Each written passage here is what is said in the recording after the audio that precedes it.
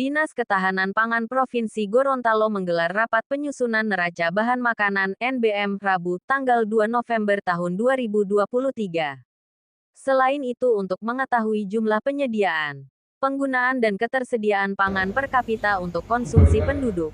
Rapat yang digelar di ruang rapat lantai 2 kantor Dinas Ketahanan Pangan dan dihadiri sejumlah stakeholder terkait tersebut juga untuk mengevaluasi pengadaan dan penggunaan pangan termasuk mengevaluasi tingkat ketersediaan pangan berdasarkan rekomendasi angka kecukupan gizi AKG dan komposisinya berdasarkan pola pangan harapan PPH. Untuk mengembangkan sistem informasi pangan dan gizi yang terintegrasi merupakan amanat undang-undang.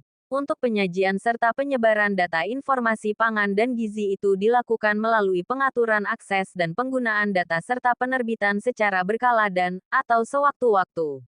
Hasil penyusunan NBM nanti berupa data penyediaan pangan dan outputnya berupa ketersediaan pangan serta analisis lanjutan pola pangan harapan. Sedangkan Anda sendiri tidak yakin dengan data itu. Karena data ini salah satu hal penentuan dalam pengambilan kebijakan. Apalagi kebijakan pangan.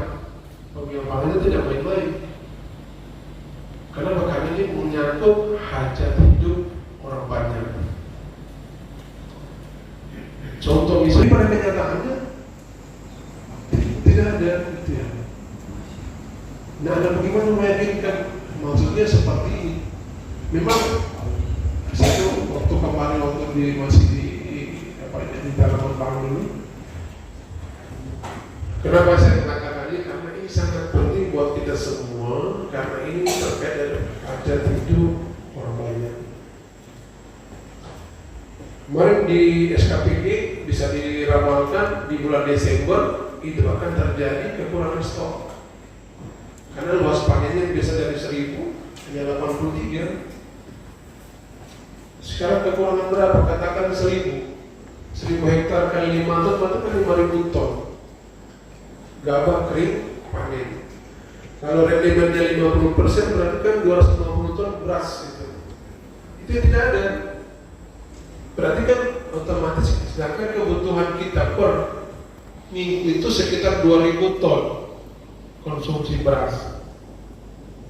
Tapi kan tidak akan ada terjadi kerawanan pangan di bulan Desember. Kalau kita rekomendasi ini terkait daripada bagaimana kita punya stok. Itu tinggal teman-teman, apakah kita memperkirakan pernah dibayar kita bahwa di Desember itu akan terjadi kekurangan? Kita kan tidak tahu. Nah, instrumen yang kita buat itu memberikan kepada kita, menyampaikan kepada teman-teman, khususnya untuk kabupaten kota, sampaikan ke pimpinan kalian bahwa bulan Desember itu kita akan terjadi kerawanan. Kalau ada stoknya,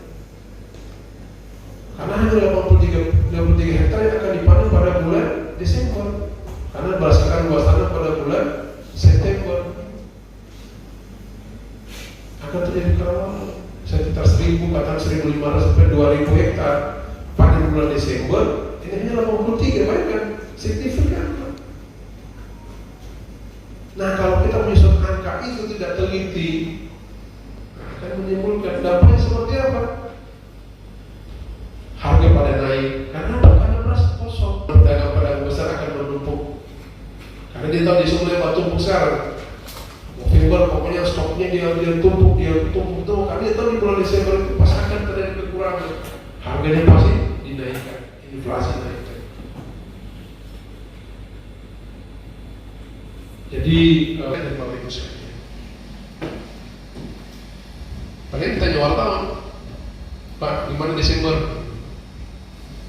Dan saya sampaikan kepada teman sekalian bahwa saya ingin meyakinkan kepada teman-teman, Dinas Pangan bukan sekadar pelengkap saja, bukan. Jadi kita harus yakin bahwa kita pernah salah satu dinas yang percaya. Sampai dinas ekonomi tidak ada kegiatan, terus kita kecil, gabung sana gabung sini, gitu ya, mungkin baru sekarang juga sudah diberita di Pak Menpan RB ada step di Solo 3 akan hilang karena mungkin ada beberapa OPD yang akan digabung penghematan belanja pegawai. Tidak itu kebijakan pimpinan tidak bisa selama ini saya menyampaikan kepada teman-teman bahwa dinas ketahanan itu sesuatu yang mungkin saya baru ya masuk